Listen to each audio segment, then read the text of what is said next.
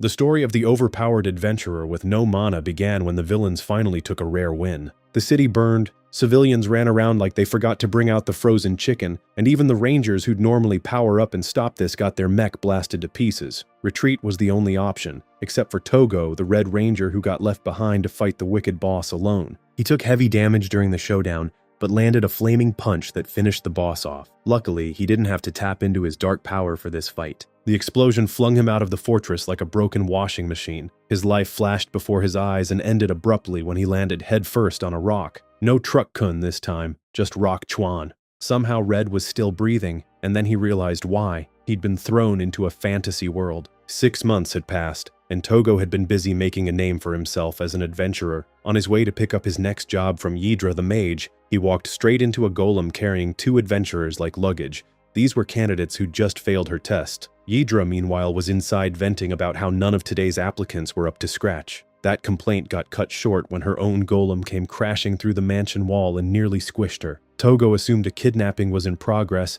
and gave the golem the full Street Fighter combo. Ydra had to explain that it was her familiar, and this was the test. He quickly transformed into his ranger suit. She didn't sense a trace of mana off him, which was strange for what she thought was a magical suit, and the attack name he shouted was frankly embarrassing. Then he knocked her golem out in one punch, and embarrassing turned into amazement. Red introduced himself. Ydra wasn't surprised the name matched the outfit. The guy looked like he'd walked straight out of the 1980s. She introduced herself and her butler, Poseidon. Things got personal fast when Togo admitted he wasn't from this world at all. Ydra believed him instantly. His power backed it up, and there were records of other worlders before him, including rumors that the hero who sealed the Demon Queen came from somewhere else. Business resumed. Ydra needed mana metal from the Wakanark ruins. It was a newly discovered ore, and exactly the kind of magical anomaly her family's lineage of archmages existed to investigate and keep from becoming a disaster. That was all Togo needed to hear. He leapt out the window, transformed mid-fall, scooped Ydra up, and flew them both to the ruins on his jet platform. An ambush was waiting. Ydra froze the monsters in place with an ice spell, while Togo carved through them with his double blade. His blaster charred what was left, including the loot. Ydra stared at the scorched remains like she just watched money burn. Togo's excuse was his gear was built to destroy villains. The deeper they went, the more he reflected and understood why he might have ended up here. People needed saving everywhere he looked. That was reason enough to stay until he figured out his real purpose. Hearing that seemed to open something up in Ydra. She admitted her real goal, restoring her family to their old position as Royal Scepter, the title given to the mages who ran magical investigations for the crown. Her father had lost it 10 years ago in a battle against a mage named Xiaoha, and the family had been exiled from the capital ever since. Meanwhile, Xiaoha used the seat to wage war, hoard magic for the elite, and line his own pockets. Togo, now fully invested in her cause, pushed on with her until they found the mana metal pile guarded by the dragon that had been hoarding it. The dragon went straight for Ydra. Togo shoved her clear and took the claws across the back instead like a champ. He staggered up, already knowing this one needed the mech. Ydra found herself inside a giant robot with zero explanation. She watched Togo struggle to generate enough power to handle the beast. What he needed was synergy. The stronger their bond, the more energy the mech could draw. Whatever trust they'd built in one afternoon turned out to be enough. The mech charged a blast that wiped the dragon off the map. Ydra sat in the cockpit in total silence, not entirely sure what she'd just agreed to be part of. A few days later, Ydra tracked Togo down at the Adventurers Guild and asked him to form a party with her. Her reasoning was twofold. She could help him find a way home, and his strange power could help her build the kind of magic that might win back the scepter seat. Togo said yes without hesitation. Since the day he arrived, no one had offered to help him get back, until now. She wasted no time in commencing her study of Togo. The guy had a phobia of needles. There was no way he'd allow her to take a blood sample. Ydra paused her extraction for now. She reached for her adventurer's ID card, which had all her skills and stats. The lady was high in both intelligence and magic. No surprise given she was an archmage, a level stronger than a regular mage. Ydra was puzzled when she checked Togo's ID. The layout was completely different. All it listed was the capability of his ranger armor and his height. She didn't get time to process it when the 2 adventurers who failed her test interrupted her. They warned Togo not to team up with her because she was a washed-up noble with a coward father. They brought up the L he took against the current scepter. Ydra got livid that they dared to badmouth her father. She recalled him telling her to perform their duty even though they were no longer the royal scepter. What annoyed her most was that some weak bottom-of-the-barrel adventurers thought that they could insult her dad. Togo didn't want this to escalate to a brawl, so he suggested a contest. The first team to defeat the mystery monster that had been terrorizing the Gaumen Caverns would be the winner. Ydra wanted an apology from both NPCs if she won, and she was willing to do anything they asked if they came out as the victors. With that settled, both parties arrived at the cave. The background characters were confident that they would win since they knew the cave like the back of their hands. They planned to avoid the dangerous minotaurs by keeping a low profile, but Red gave away everyone's position with his explosive transformation. Both parties were soon overwhelmed with minotaurs. Togo tried to summon his mech, forgetting that the space was small, so it got crammed and was unable to move. There was a silver lining as it was able to crush most of the minotaurs with its size. Although the NPCs were still in trouble, Ydra lived by her father's example of helping people regardless of their terrible character. She came in clutch and took out the monsters with a water spell. Togo got her blushing when he commented on her intimidating beauty. The moment was ruined when the monster in question appeared. None of them had ever seen a creature like that before. Even the minotaurs got scared and dipped. Red felt like it was as strong as the enemy generals from his world. The monster yelled that they were about to steal its treasure before destroying the NPC's weapons with one strike. Red tried to counter with a punch, but the body of the boss was too hard. It reminded him of an opponent he faced in the past. The Rangers used their joint blaster to break through, so he summoned a huge blaster and convinced the background characters to help them man it, otherwise they would all be toast. Because of the hostility between Ydra and the guys, the energy shot from the cannon barely tickled the monster. The boss smacked Red with a punch so hard that it sent him back to his civilian clothes. Seeing how dangerous it got, the bloodied-up ranger told Ydra to escape with the NPCs, but they weren't going anywhere. The talking trash guys were actually honorable. They stood their ground and held the monster back while Ydra healed Red. Turns out almost getting wiped out together has a way of burying bad blood fast. That small moment of genuine teamwork was all Red needed. He got back to his feet and repelled the boss's incoming attack with his bare hands. He then summoned the giant cannon again. This time, the quartet had a strong enough bond to blow the monster up with a powerful blast. An unconscious priest fell as the monster disappeared. The adventurers decided to send him to the guild hall for treatment. Ydra noticed the strange bump on his forehead. The guild master took the priest off their hands. The once rivals gave each other a friendly goodbye since the ordeal wiped away any animosity. Later on, Ydra caused a commotion when she wanted to get that blood sample again.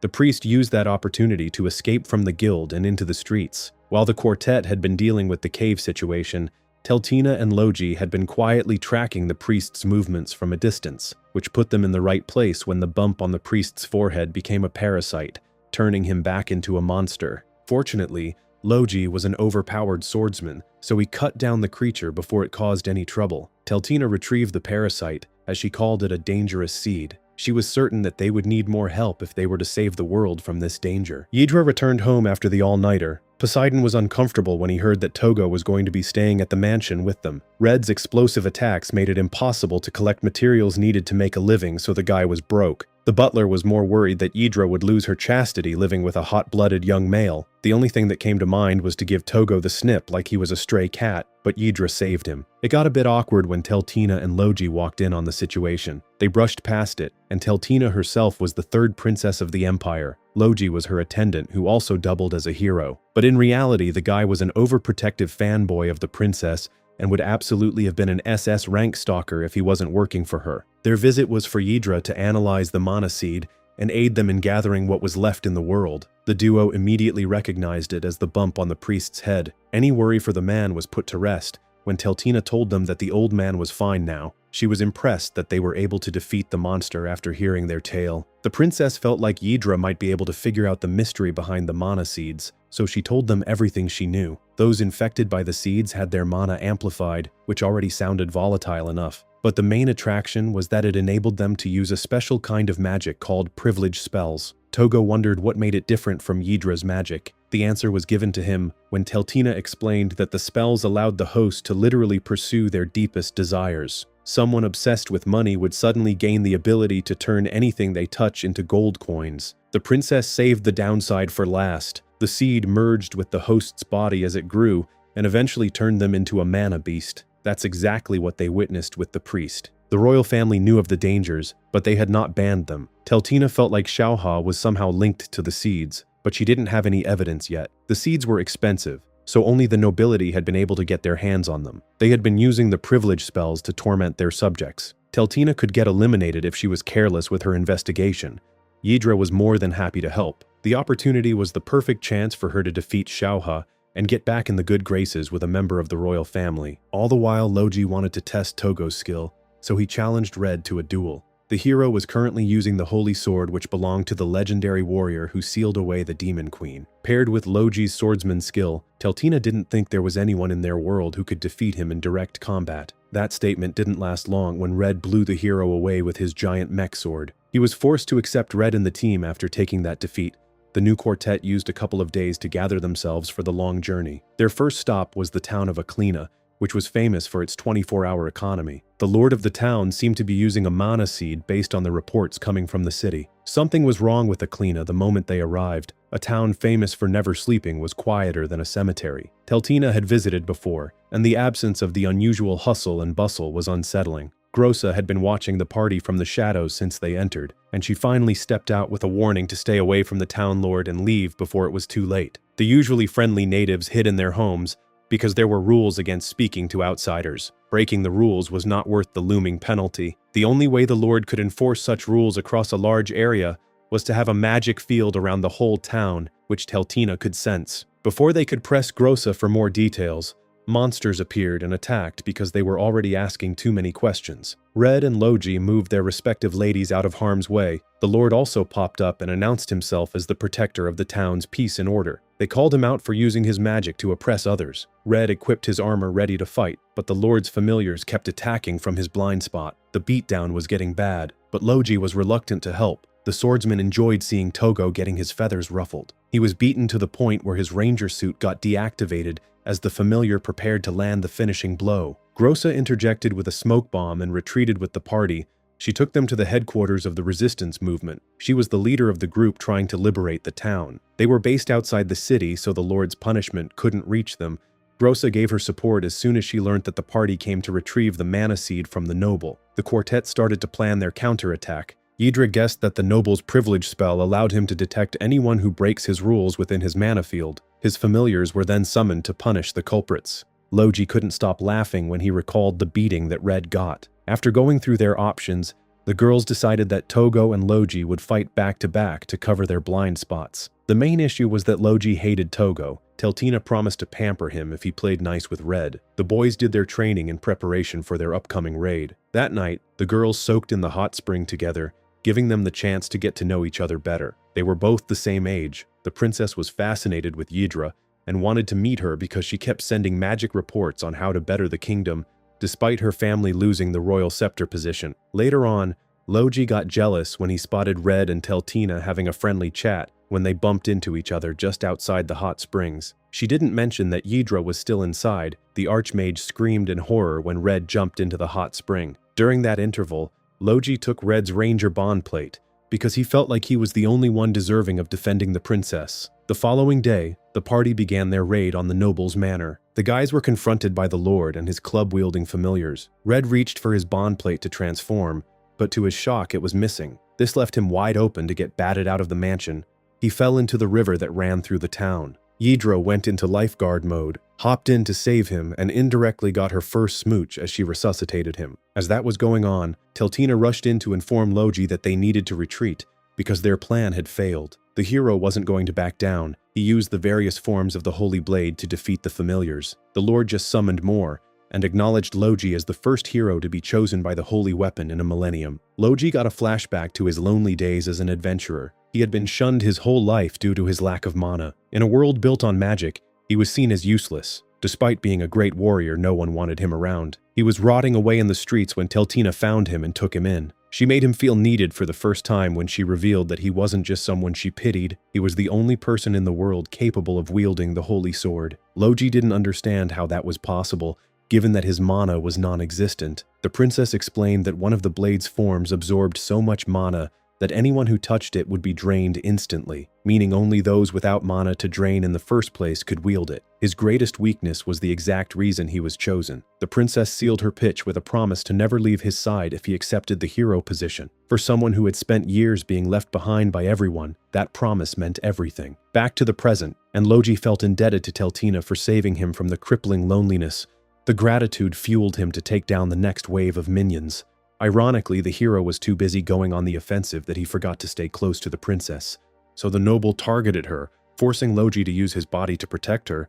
He asked her to flee, but she was confident that Red and Ydra would come to aid them. Togo kicked the familiars out of the way, while the archmage erected a barrier. She started to heal Logi, but the hero pushed Red away when he also tried to help. The bond plate fell on the floor during the commotion.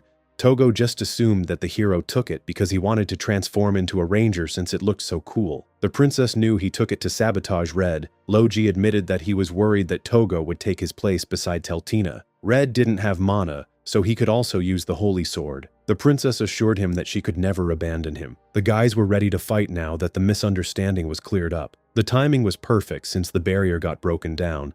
The lad's effortless combination attack made light work of the minions. A hot punch from Togo landed true when the Lord was left wide open.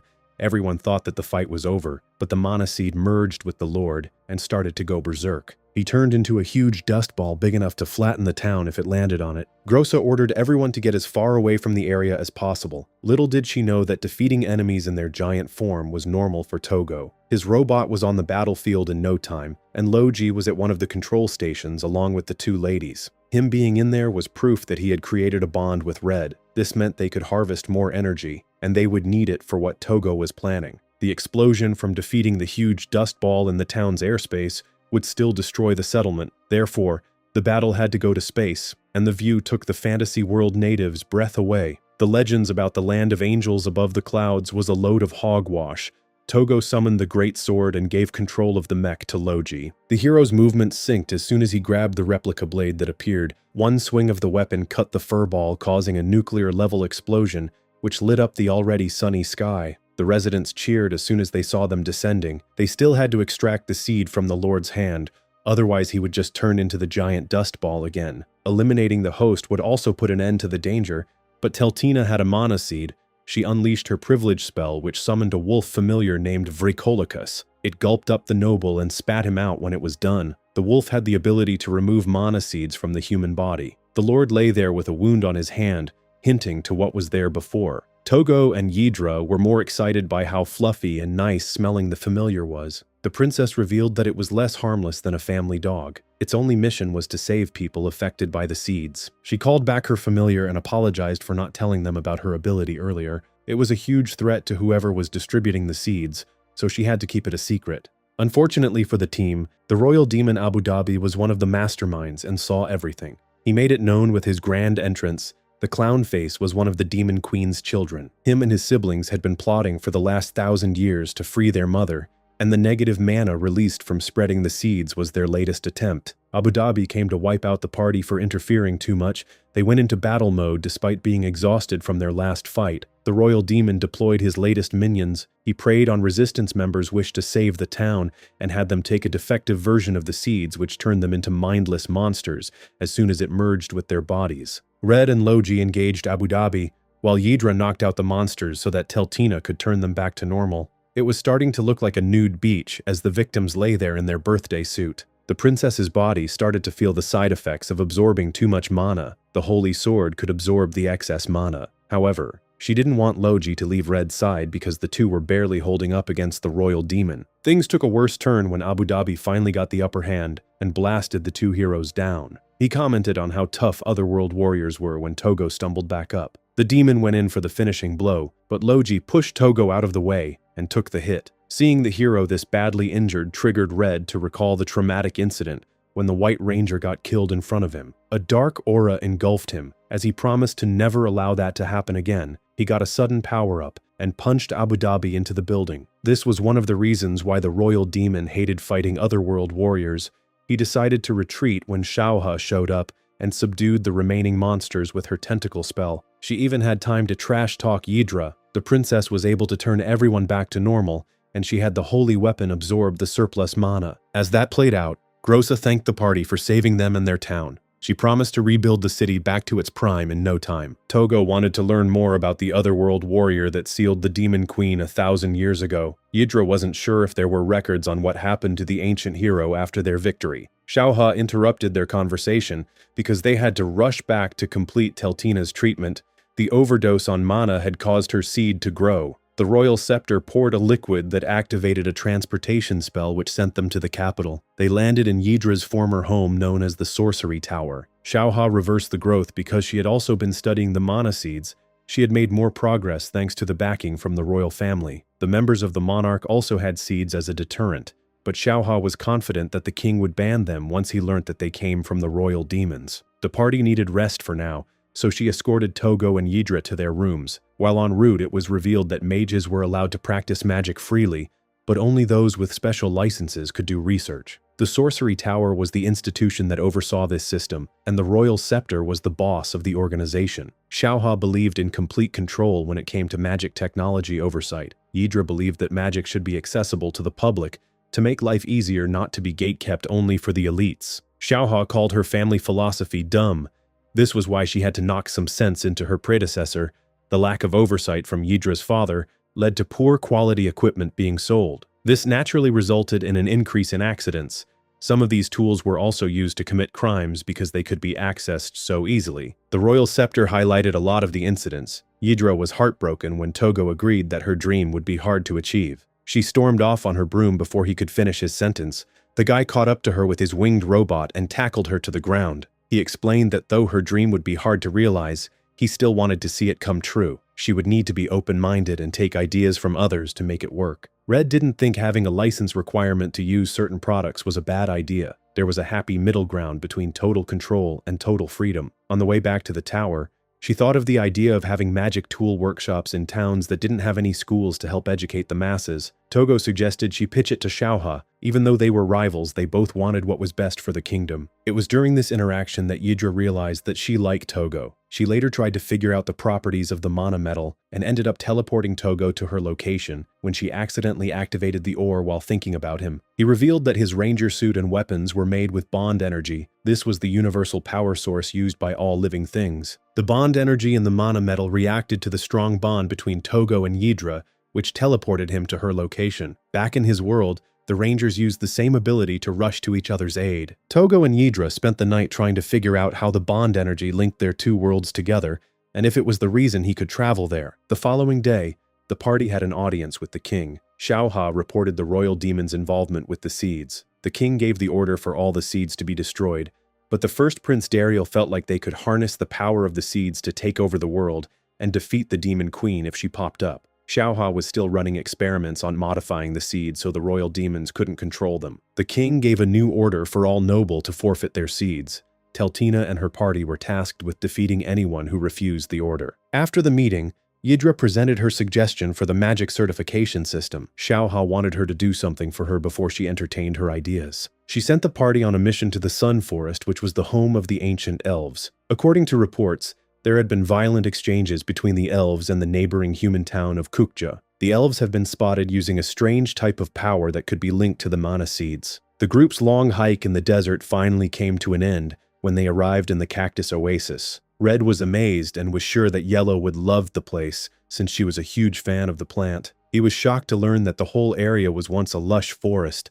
till the demon queen turned it into a desert 1,000 years ago because she was having a bad hair day. The girls turned the attention back to themselves when they showcased their hot weather outfits. All that twirling around led to Yidra pricking her finger on one of the cactus thorns. Red was there to bandage it with a ranger-themed adhesive strip. His show of concern caused Yidra to blush hard, but she exploded with embarrassment when she realized that the bandage looked like he put a ring on her finger. Everything suddenly went left when an elf with an afro swung in and literally swiped the archmage from her feet. Togo's automatic reaction was to chase after them, but he had to do it on foot since the gust from his mini turbojets caused the thorns to break off and hit him. The princess tried to join the pursuit, but she was stopped by an ambush from an elven unit. Laoji made the situation worse when he bluntly told the elves that they had come to take the strange power rumored to be with them. They were not about to give up their precious Amen power without a fight, so unleashed a volley of thorn arrows. Loji got heated that they turned their weapons on his princess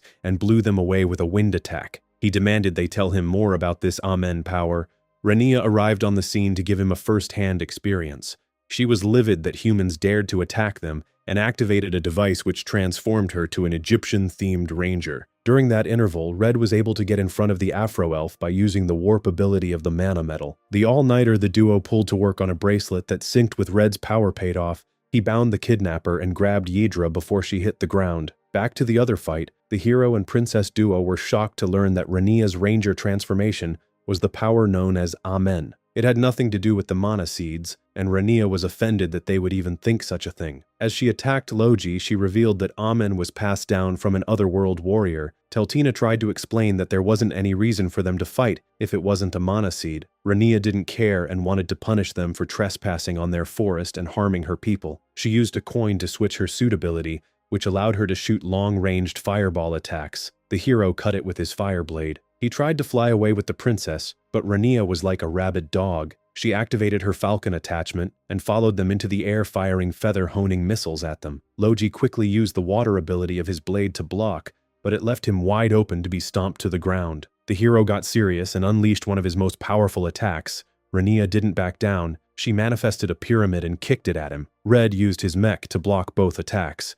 They had interrogated the Afro-elf and learnt that it was the humans from Kukja who were using the mana seeds. Rania was shocked to see Red. The elves bowed to him because he looked like the legendary Red Warrior their prophecy spoke of. They apologized for their rudeness and pled with him to save their forest. This whole situation swung faster than an uninterested gold digger finding out you have money. The party were taken to the elven village of Luxem. Rania introduced herself as the future chief and the seventh inheritor of the Amen power. She was naturally a shy person, which shocked everyone given how hardcore she behaved during the fight. She let them know that it was all an act to prevent her shyness from hindering her in battle. Rania wanted to get to business and sent the party to the temple that had the prophecy written on the walls. Red was surprised to see a perfect depiction of him on the mural. Rania disclosed that it was written 1,000 years ago by the prophet who was in the hero's party. It stated that a red warrior from another world would appear, prevent a disaster, and bring peace. The elves were currently facing a race-ending threat. Azir was the current lord of Kukja.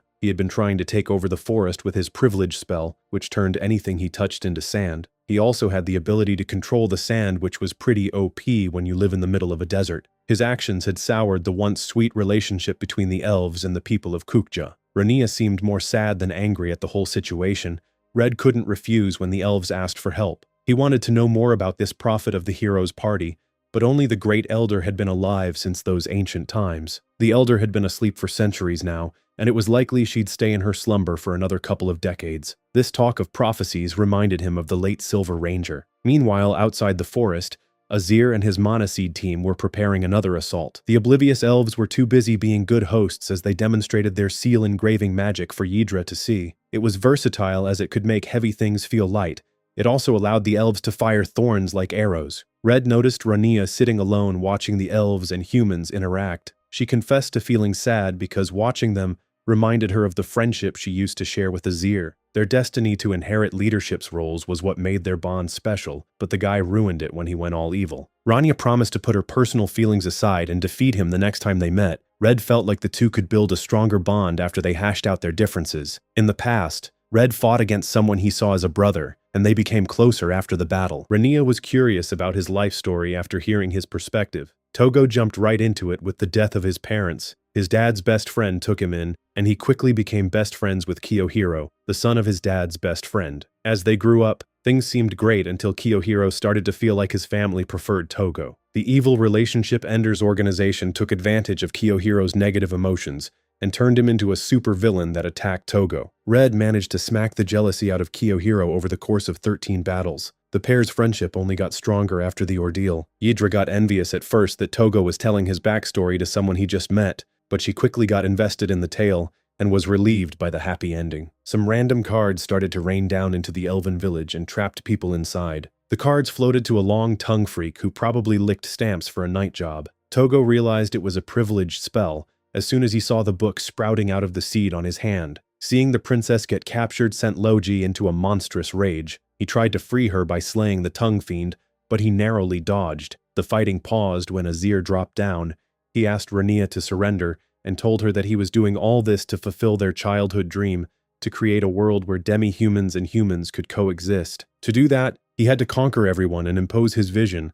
He wanted to go full dictator Mbappe. Togo and Rania didn't agree with his method of oppression, so transformed, ready to fight. Azir told them to relax and meet him at the Udold ruins for their showdown. Red was amazed when Rania equipped a dirt bike for them to ride on. One of Azir's forgettable fodder subordinates tried to stop them, but he was quickly one-shotted by a combination attack from the Rangers. Long Tongue stepped up next and tried to use his card captives as ransom. The guy took it too far when he tried to lick the princess. Logi almost fainted at the sight. Fortunately, Yidra had managed to cast a blast seal engraving spell on the edge of her card before she was captured. The damage caused to Mr. Lick-a-Lot when she detonated it was enough to knock him out, resulting in the release of those trapped in the cards. Teltina wasted no time and summoned Vrikolakas to remove the mana seeds from those third-rate background characters. During that interval, Azir was joined by his more serious-looking subordinate Vidan. He came to inform him of the defeat of the two useless fools. He also updated him on a job he was sent to do involving mercenaries. It was all part of Azir's plan. Vidan dipped as soon as he finished his report. His timing was perfect because Red and the crew arrived at the ruins shortly after. Azir went on the offensive and crushed their bike with his familiar. It wasn't a big shock that it turned to sand. Terribly outnumbered, he sucked Logi, Yidra, and Teltina down into a monster nest filled with zombie mummies. Back on the surface, Red didn't want to be turned to crushed rock by touching Azir's familiar, so he slapped some bandages on its hand before smacking it with his burning punch. Rania equipped her cat armor, which increased her speed, allowing her to land attacks before any sand turning could happen. Just when the duo thought they had the upper hand, Azir used a technique that stopped time. This left the Rangers wide open to be seized. Red was able to free himself and realized Azir couldn't turn living things into sand, but he was puzzled as to why he didn't turn their gear to disenable them. The aspiring dictator was hoping to steal their power and make it his own. Azir wanted to spend some alone time with his old friend, so he sent Togo to join the others. He got burned when he landed right in the middle of the fight for their lives. Meanwhile, on the surface, Rania also managed to free herself and got a flashback on how Azir helped her gain her confidence when they were younger. It was around that time that they promised to change the world for the better. The flashback ended as Rania came down with her pyramid kick.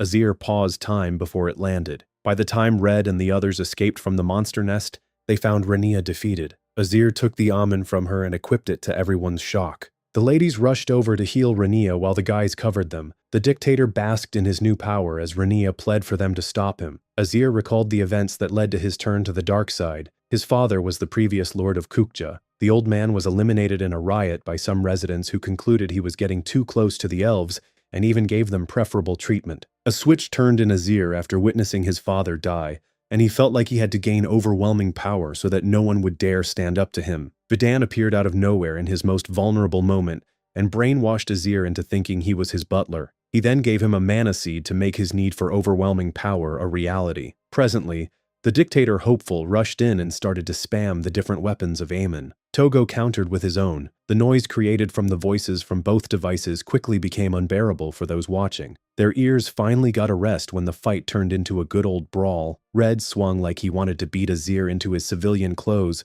just like he had experienced a few times since coming to this world. Azir admitted that he never wanted to hurt Rania, but he needed her power to make the world a better place. He summoned his familiar and paired it with the crocodile transformation which he used to grab Red and slam dunked him on the ground. Yidra went into sports medic mode and tried to get to Red, but Azir paused everyone in their places again. The archmage didn't feel like the guy was stopping time because she could still think. She felt like he was controlling the sand particles on their bodies. Her theory was proven right when Logi broke free and sent Azir flying with an attack. The holy blade absorbed the mana he used to control the sand on the hero's body. The blade was the perfect counter for that skill. Azir put on the pharaoh suit as he stated his goal to create peaceful coexistence between humans and demi-humans. The party teamed up and put the beat down on the dictator with a combination assault. Azir lost control when he tried to draw more power from the mana seed as Togo summoned his friendship cannon. Their bond was strong enough to fire a power blast that sent Azir over the edge. He asked for help as the seed turned him into a sandstorm monster. Rania heard his cry for help and begged Red to save her old friend.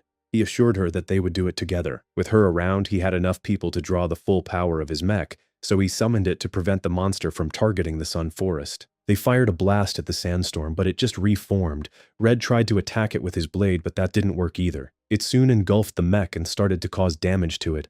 Azir's essence had become one with the sandstorm. Yidra got an idea when Togo wished they had a way to separate the two. She was sure that they could reform Azir's fragmented essence with bond energy, but they needed someone who had a strong connection to him to draw him in. Rania wanted to be there for Azir this time around, Before his father's death, there was talk about the two getting married. Rania tried to link with Azir as Yidra cast her reconstructive spell using the mech as an amplifier. The Archmage started to lose hope and confidence when her spell wasn't able to keep up with how quickly Azir's essence was merging with the sand. Any doubt she had was wiped out when Togo offered his full support, because he had faith in her and the spell. This only had Yidra fall harder for him. Their bond increased to the next level, the result of which was an activation of a new power allowing Red to summon a scepter. Yidra was equipped with a smaller version which gave her full control of the mech, turning it gold. The surge in energy made it possible for the Archmage to complete the spell. Rania was able to put Azir back to his senses. Freeklakus was called out to remove the mana seed from the reformed dictator's body. Later that night, he was brought before the elves where he gave a sincere apology for all the mayhem he had caused. Rania had already explained the tragic events that led to his crash out. They forgave him because the damage he caused wasn't too bad, and his goal was noble. The elves wanted to join in his efforts to create a world where humans and demi-humans could live in peace, but this time they would do it the proper way. Just when it seemed like it was a happy ending, Vidan told someone to hold his coffee while he wrecked the moment. The butler hit the gathering with a lightning attack and began to express his disappointment in Azir like an Asian parent whose son got an A- in a test. Vidan revealed himself to be a royal demon. He zapped them with another attack and boasted about being the one who manipulated the laborers to riot and kill Azir's dad. Anger swelled up within Togo's chest after hearing this. He was about to transform when Abu Dhabi came out of nowhere and poked him with his weapon. The two children of the Demon Queen teamed up to eliminate the biggest threats to their mother's revival. They countered the party's attacks with ease and beat them down. Red used his back as a shield to stop Yidra from getting hit by Abu Dhabi's weapon. Looking at the dire situation, Togo had no other option but to harness the power of negative emotions, causing him to transform into the Black Ranger. Worry washed over all their faces just from the sinister aura that surrounded him. The professor warned Togo to only use it when there were no other options, since it tapped into his fear of being alone and his obsession to make bonds. As mighty as that power was, the downside was it would consume him in the process. The royal demons thought it would be an easy win for them, till Togo moved faster than Vidan's lightning and kicked him in the face. Abu Dhabi also found himself eating sand shortly after. The crater from their impact hinted at the power behind the kicks. Vidan turned his attention to his friends, but Red was able to use his armored bandages like rods to attract the zap. His power continued to spike as he recalled the loneliness he felt losing his parents. The two royal demons were not waiting for his sob story to end and fired their greatest attacks. Red punched through them like it was nothing and continued to overwhelm the demons. Everyone was stunned by his power, but Yidra could hear the pain in his voice as he shrieked. The memories from the loss of Silver played on his mind. She had the ability to see the future and saw her own death. Red had fallen for her and tried to help her change her fate, but he failed when she was eliminated before his eyes. The wound from those losses never truly healed no matter what he did. This pain only amplified his strength to the point that he defeated Vidan, only leaving his head. Abu Dhabi grabbed his brother and retreated. Red continued his rampage, destroying the village. They were forced to evacuate the elves to stop Red so that they could fight without fear of hurting those around. Teltina summoned her familiar, which suddenly had the capacity of Noah's Ark since it was able to pick everyone at once. The party hit Red with a combination attack that created an opening for Logi to swipe his ranger device, turning him back to normal. Togo later woke up to find himself getting healed by Yidra. He felt guilty about his rampage, but everyone was grateful that he fought off the two royal demons. Togo looked at the room full of friends and was content with the bonds he had made since coming to that world. Meanwhile, in the modern era, the other rangers had noticed that the beast mechs had been deploying despite the evil relationship enders being defeated. They all knew it meant that Togo was still alive somewhere fighting. Kiyohiro stepped into the room as the latest member of the Rangers. He wanted to know where the beasts were being deployed so that they could begin their search for his adopted brother. Back in the fantasy world, Vidan and Abu Dhabi returned to their siblings after taking that L. Their headquarters was at the location where their mother was sealed. Their plan to revive her was still on, bringing an end to this story. Thanks for watching. Now go level up. See you in the next recap. Peace.